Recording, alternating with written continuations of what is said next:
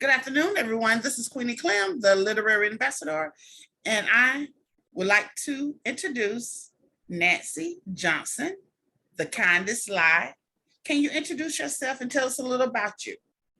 Yes, happy to. So good to be with you, Miss Queenie. And then I'm holding up my other copy of the book too. Yes. So I have two different versions of Mhm. The Kindest Lie. But yeah, so I'm Nancy Johnson and I'm an author, debut author, live in Chicago on the south side of the city, actually right now on the South Loop.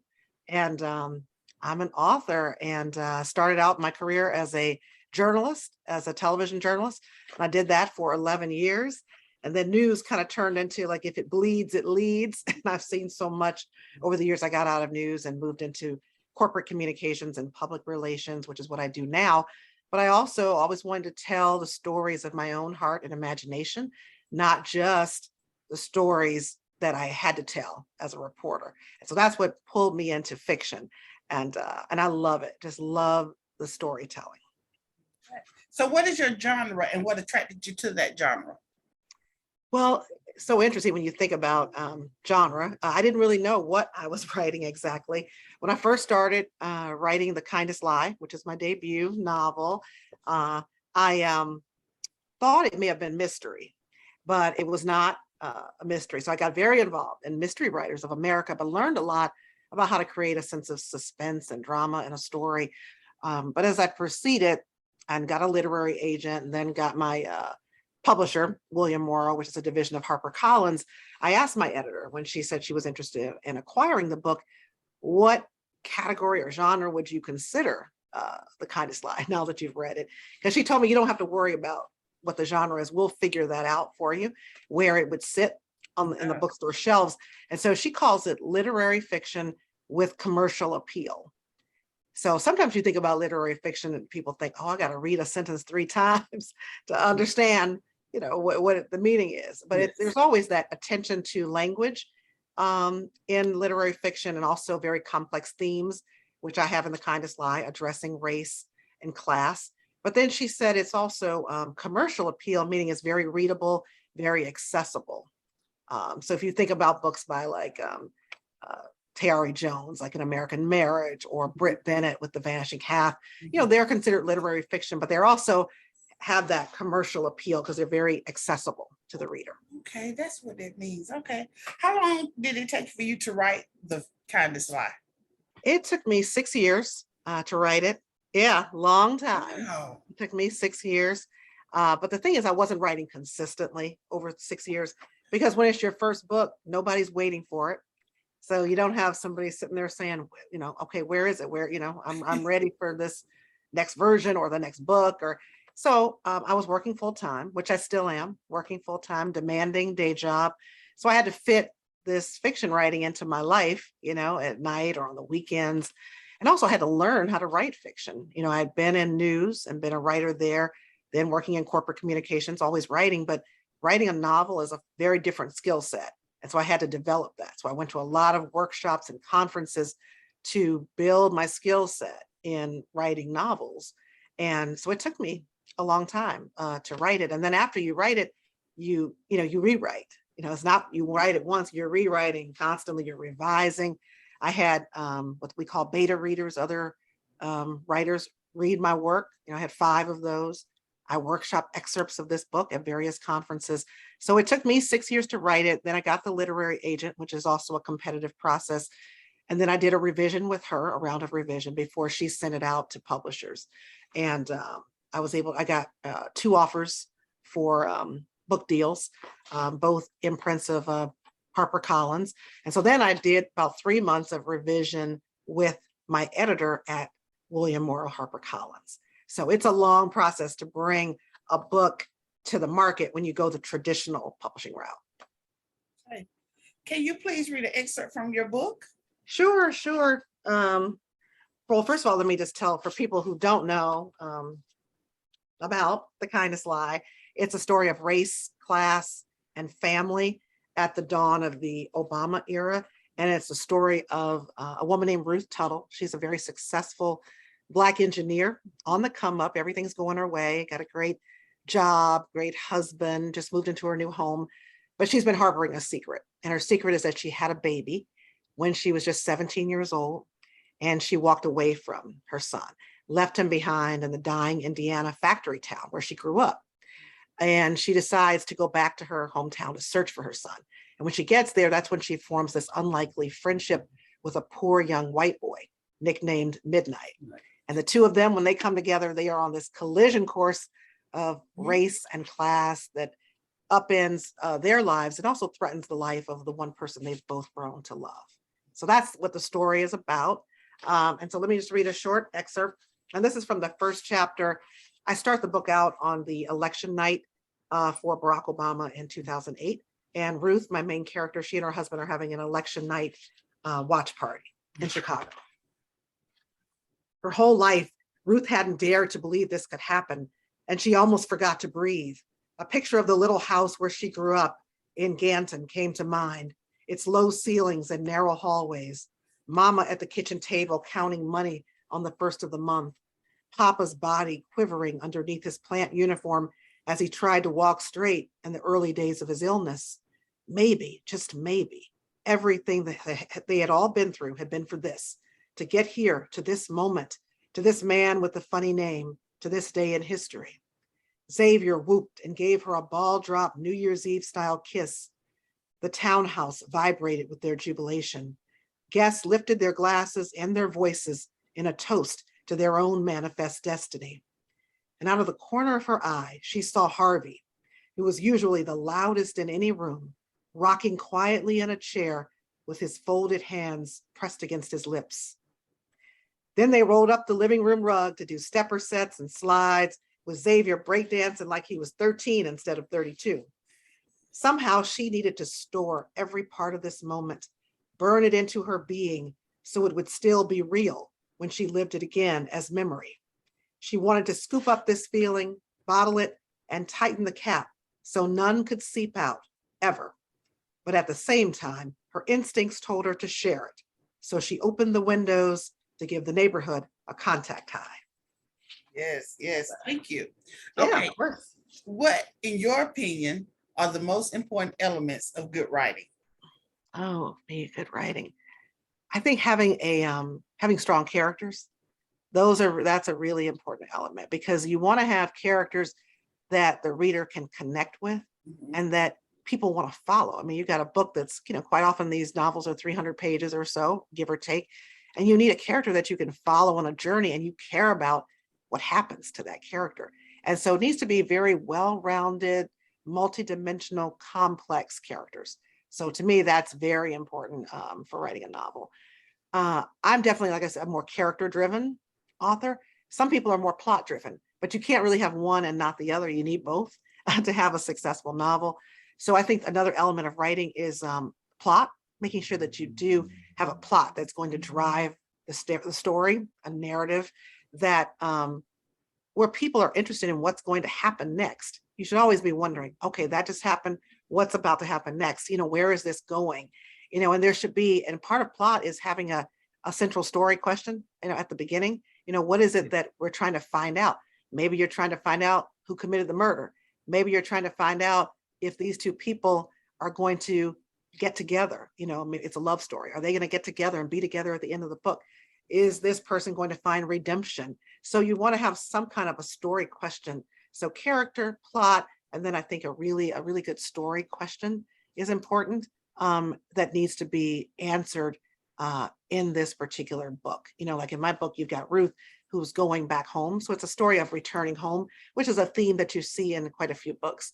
But it's like, what is she going to find? What is her journey going to turn up? You're wondering, is she going to connect with the son she walked away from?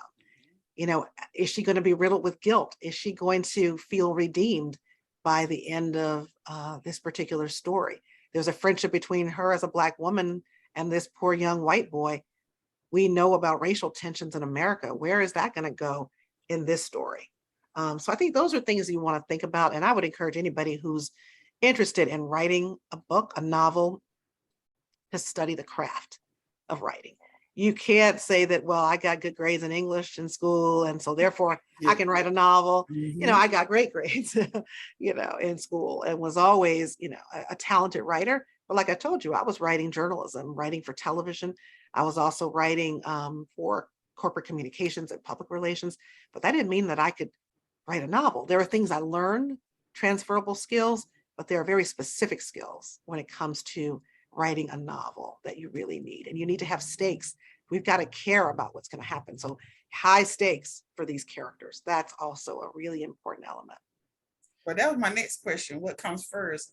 The plot of the characters. Oh yeah, well, it can be either way, to be Mhm. honest, and because in terms of different authors think of it of one different thing differently. For some people, they think of a setting, and from there they figure out what the story is. For some people, a character comes to them, their imagination, their mind, and then they start with that character, and then they figure out what's the journey this character is going to take, And then some people think of a situation up, it's very plot driven, and then they'll develop the characters and all that after. So people come at it different ways. For me, it was more about thinking about, I'm always intrigued by whatever I'm obsessed with at the time, what's keeping me up at night. And for me, a lot of it was about race, issues of race and class, particularly around, I started this book in Obama's second term, but I was always thinking about his election and the divisions. I mean, Facebook, 2008, Facebook was really just getting going, or at least I was new to Facebook at that time. And I just remember seeing the racial tension and vitriol during that election. I don't know if you remember that, but it was really ugly. And of course, I've always known racism existed in America. It's hundreds of years of history there, but it was in my face every day through social media. And I wanted to think about how are Black and white America so far apart right now? And I wanted to interrogate that, particularly at this time of an economic downturn, because we were in a recession. And so that's what motivated me. And then I just had to think about, okay, what characters can I put in a certain setting and situation that can interrogate for me those issues of race and class that I'm intrigued by. Do you ever read your reviews, whether they're good or bad?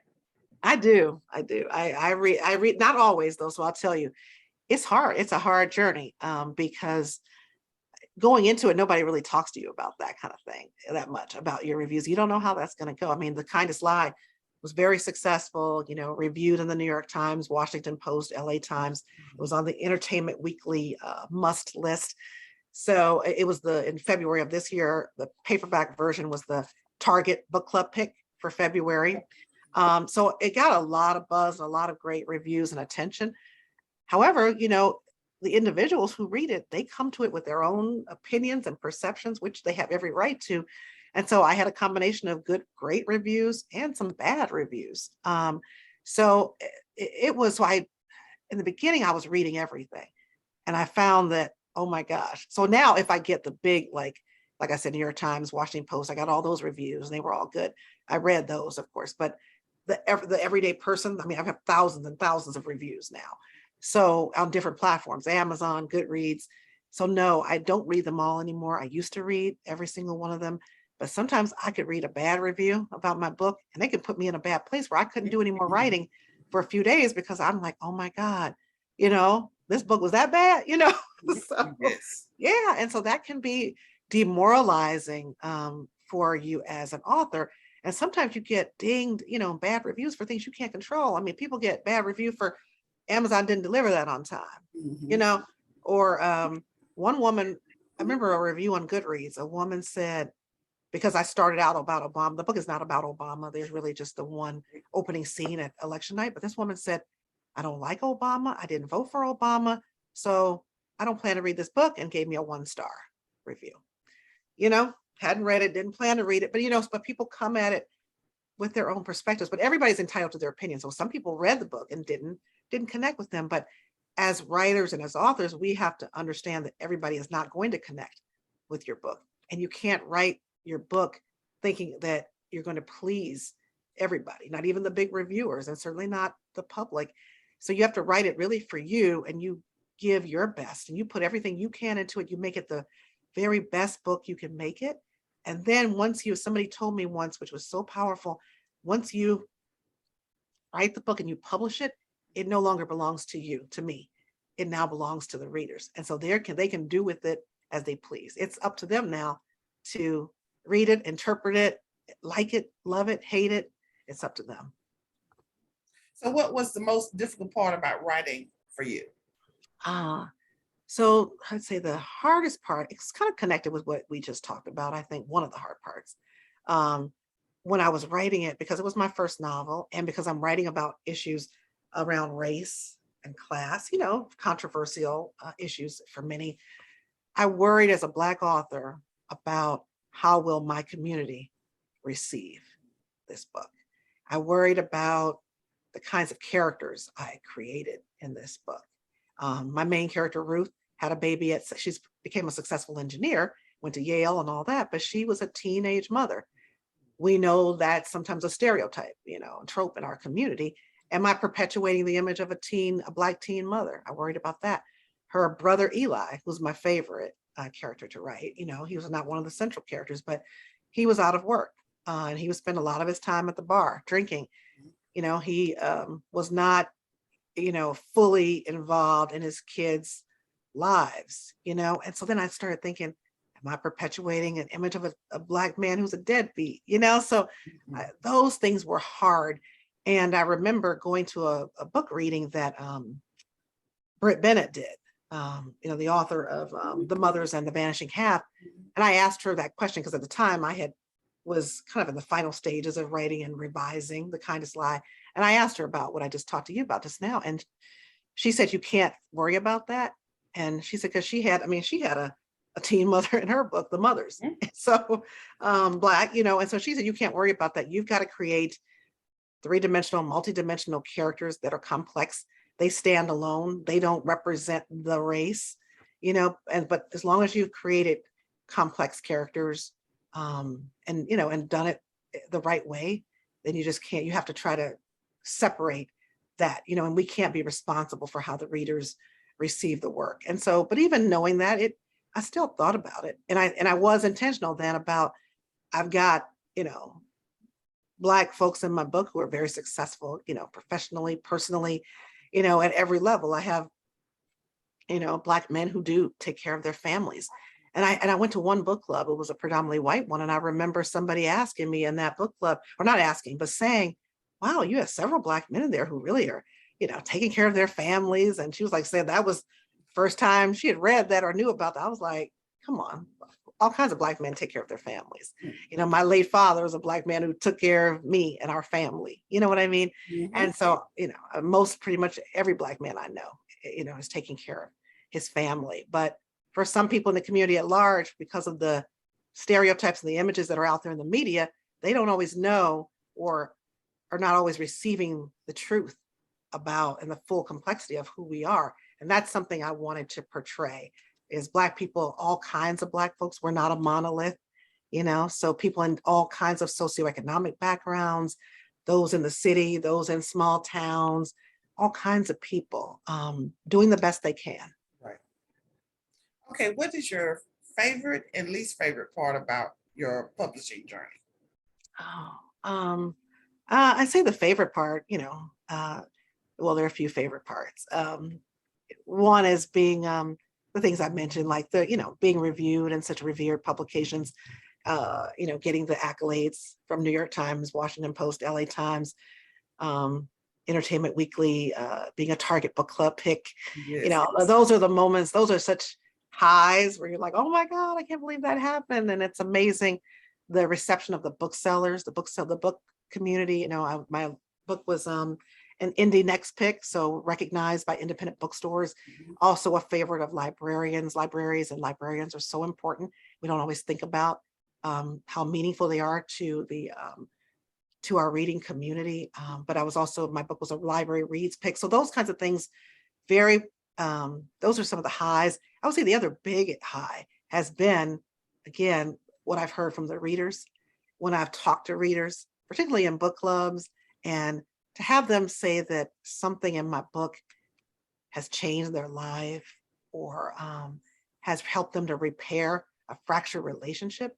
I've had people say, like, there's a lot of mother-daughter dynamic going on in The Kindest Lie. And there are people who have been able to really, if not repair a relationship with a mother or a daughter, at least to address it or to think about it in a new, more productive way. think about their sibling relationships better. I had a woman tell me she said her grandmother is Belgian. And she said, my grandmother, who's Belgian, also keeps a can of bacon grease on the back of her stove, Yep. like Mama in the kindest life. She said they have so much in common. And it's so interesting cross-culturally how they can have these things in common. And so to kind of see that kind of commonality across cultures, that's been a beautiful blessing of this. So those are the highs. I think the lows.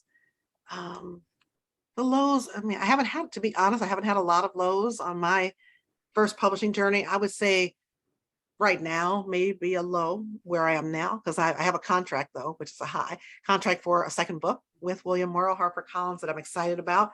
But there's a lot of pressure that I put on myself so the low would be the pressure to maintain that same level of success and also to exceed it.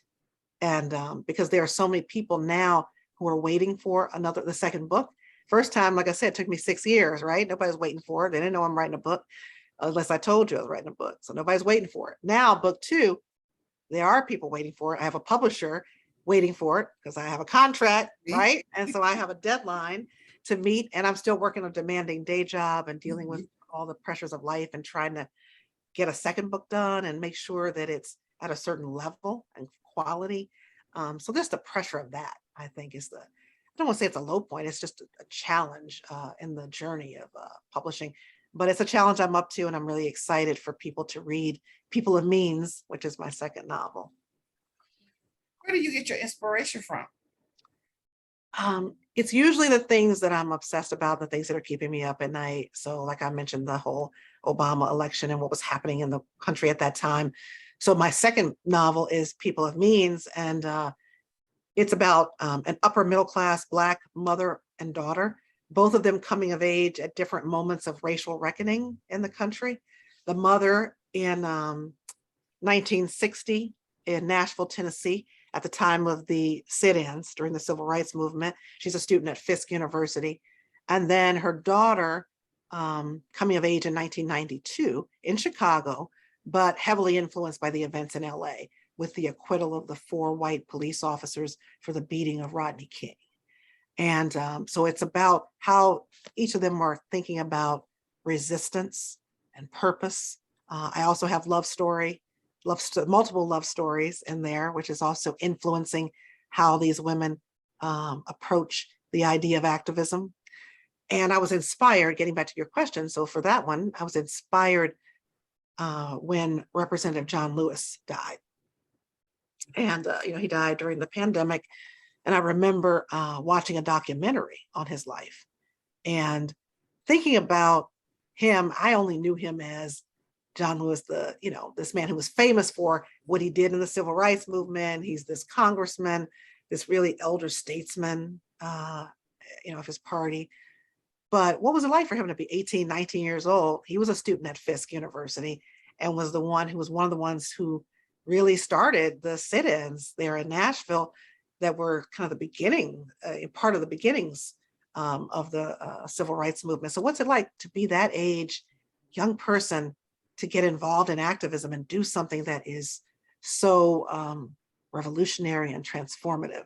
And so that's what got me thinking about, I'm gonna create characters who are at that point where they're thinking about, do I get involved in this? Why do I want to get involved with this? Who is encouraging me? Who is discouraging me? And so I just thought that would be fascinating to explore that. So Representative John Lewis was my inspiration for that. And when does that book come out? It's slated to be published by William Morrow HarperCollins in early 2024. So I have a deadline. I've turned in one draft, but now I have more work to do on revising with my editor. My next draft is due in mid-October. And then my editor and I will have about 3 months to work together on revisions. And so we'll probably finish up revisions early next year, 2023. And then there's a long process with traditional publishing, going through copy edits and page design, designing a cover and all the different things. They send the book out to influencers to look at it and to, hopefully garner industry reviews early before the book comes out. So there's a long process before a book actually hits bookshelves, but we're thinking early 2024 right now, but I don't have an exact publishing date as of yet. Well, for the Kindest Lie, what was the key message or theme in the book? Oh, I had key themes, but I don't like to have messages because I think that's one thing that people learn too in writing novels is that if you go into it with a moral or a theme, then quite often it feels very didactic or preachy, that, oh, I'm trying to get across a certain message to people. My real hope is that readers will connect with the story. First and foremost, the story that I'm telling about Ruth and Midnight, and will come to their own conclusions, and that there will be a message in there that they something they come to on their own after reading it. But I will say the themes of the book are race, class, family, forgiveness. Those are some of the primary themes that are in the book. And I can say that in talking to book clubs, we've had so many dynamic conversations about those issues, and people have come to their own understanding about them, and they've grown. And one thing I always said is I wanted this book to spark meaningful conversations. So that was my goal, was spark meaningful conversations, particularly about race and class in America. And those are conversations that we're starting to see more of now. It was very timely that my novel came out in early 2021 after 2020 with the murder of George Floyd, when people started doing particularly white America, started doing its anti-racism reading. A lot of that was nonfiction, but sometimes that can be so preachy and didactic for people. It's important, but I think there's this power in fiction to really get under your skin and to help you to think about things in ways that you may not have before, that you may have felt threatened by other books. But with fiction, you can receive some of those same messages and themes, but because it's through character and story, I think people can connect to it much easier, much more easily than they can through nonfiction. And what do you want readers to take away from this book? Which one? The Kindest Lie. Oh, yeah. Well, I want them to just take away the message that we can do better, I think, and that we can be better as a people, as Americans, but just also as human beings. There's so much that divides us, and particularly in the issues that I talked about in the book, and I think primarily race. And also there are things that divide us as families. In this book, we've got family secrets. That's another theme in the book, family secrets. There are so many generational secrets, generational trauma that we carry with us, things that people don't talk about in families. I hope that this will spark, again, conversation, that people will start to open up and have some of those difficult conversations with family members that they've been afraid to have, or just haven't bothered to take the time to have those conversations. I think that's really important. So within your individual families, have conversations, but also as an American family, let's have conversations across these divisions of race and class.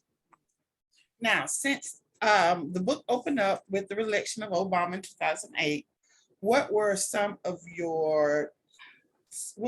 the changes or freedoms that you believe occurred with the election of the first African-American president for Black Americans? That's a good question. It's interesting because I think many in Black America had so many hopes and expectations going into the election. And I don't blame President Obama for this, but I think there is so much of systemic racism that is entrenched in our country that it takes a long time. It took a long time to get to this point of such entrenched racism. It is going to take a lot of time and effort to undo a lot of that. So, and then you had folks who were saying, oh, we're post-racial now because we've got a Black president. We were clearly not post-racial. All you had to do was see that the response of having a Barack Obama as president was having a Donald Trump come into the presidency. And so that's something that it's just very hard to undo. So much that has taken such a long time to bring into fruition. And so I would say that the changes, I think, for us as a country are to see the fact that we have that's the imagery of having our first Black president. For so many in the Black community, I think the symbolism of that has been very important to see Barack, Michelle, Malia, and Sasha, our first Black family. And just the image of that has just been so important and so critical, I think, for us in terms of how we see ourselves in spaces that we normally don't always see Black excellence at the highest levels of power in our government. And so I think that was one of the greatest gifts that we have received as Black America, of having the Obamas there, just the image of that. And they worked so hard, which was so much pressure on them. I've heard Michelle Obama talk in particular, talk about the pressure to be so excellent, so much the best, so great, not to make a mistake. There was zero room for error. And to me, that was so symbolic for what so many of us face as Black folks on our jobs every day, in corporate America, having to do what our parents said, be twice as good, be 10 times better, Yep. to, just to be accepted in a lot of these spaces. So I think seeing them in such a high profile position and under that kind of scrutiny, that was a really transformative thing for us, I think, or at least for me as a Black person in America. But I think we have to also move beyond this whole idea of what is the word for it? I'm forgetting the word for it, but feeling that we have to represent everybody when we're in these spaces, or that I know what it is, respectability politics, getting beyond that idea of that, and that we can just be who we are. I think there's a movement afoot, and I do some diversity, equity, and inclusion work in my day job, as well as corporate communications. And we talk a lot about being authentic. And as Black folks and as brown folks, being who we are, not having to try to change who we are to be acceptable, change the way we speak, the way we look, the way we wear our hair, but to just be who we are, and that is enough. We are enough. I think that is critical. And I think that's something that where we are evolving into that space now after the Obamas being in office. And I think that's part of the legacy that we've received. And looking over the internet and reviews, I see a lot of people talking about the white privilege that you used in the book. What is your view on that term? Oh yeah, on white privilege. Yeah, I mean, that is a reality. White privilege, white supremacy, it, has been with us for hundreds of years. It's embedded in everything we do. And in my story in particular, in The Kindest Lie, I talked about this young white boy, Midnight, who is he's grown up and is still in this small factory town. His father has just lost his job at the auto plant. So they're not doing well financially. So they are really strapped and struggling. However, throughout the novel, you see Midnight in certain spaces with authority figures. He's a kid, 11 years old. There's a scene where he's at a convenience store with Corey, one of his, and his other Black and brown friends. And they are hassled by this convenience store manager in a way that Midnight as a white boy is not. In encounters with the police, you see Midnight is not treated the same as Black and brown boys are. And so what I'm saying there is, in spite of the fact that his family is poor and that they are struggling, and that is a reality for them. And I'm talking about class differences there. They're struggling, but at the same time, because he is a white boy, he has a degree of privilege that Black and brown boys don't have in America. And so I try to show that in there, what privilege looks like. And then conversely, you have Ruth, who is a successful Black woman professionally, she's got a great job, and she and her husband is an executive, and so they're doing really well on the socioeconomic level and ladder.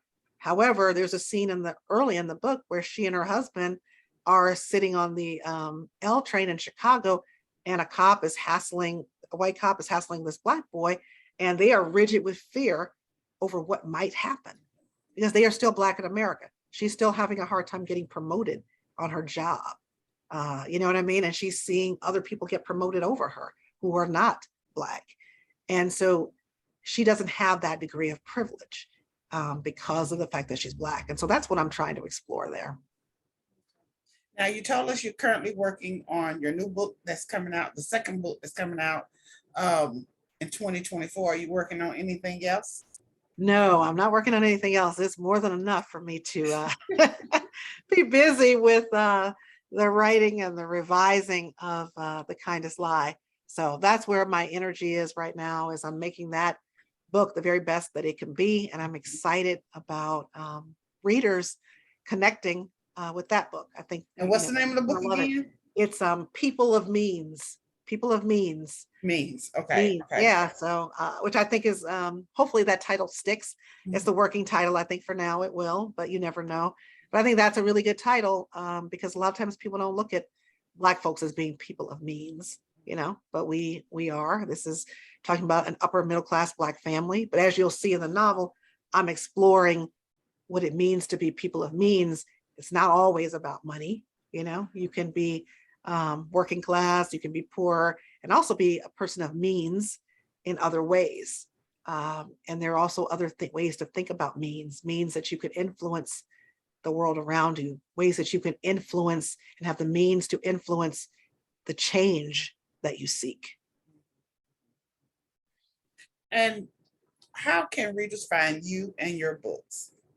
Yes. So you can find me. I'm on Facebook, Nancy Johnson, author on Facebook.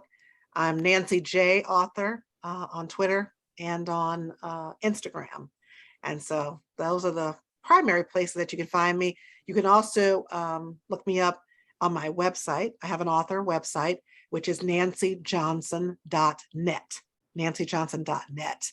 And please reach out to me. I'm always interested in connecting with my readers. Okay. Is there anything else you would like to add before we close?